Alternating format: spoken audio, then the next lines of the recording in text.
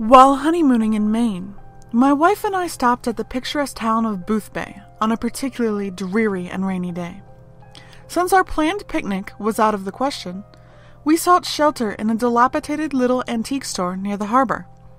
While my wife inspected the large chests and side tables near the door, I eagerly examined the antique tools and seafaring equipment inside the glass sales counter at the back. Being a collector of optics and mariner's instruments, I hoped to find a sextant, or perhaps an old leather-bound telescope.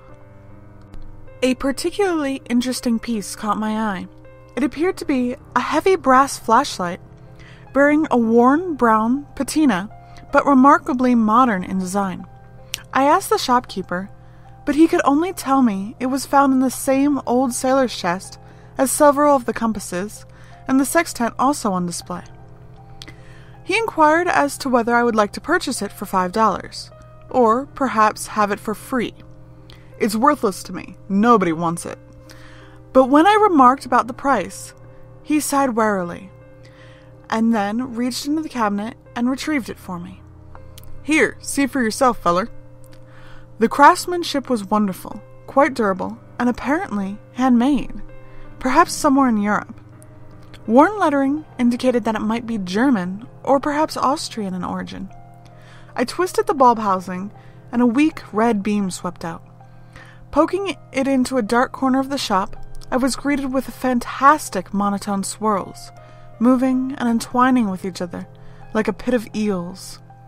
As I stared further into this unusual projector kaleidoscope, my fanciful mind invented ghoulish faces and sinuous, gnarled tendrils.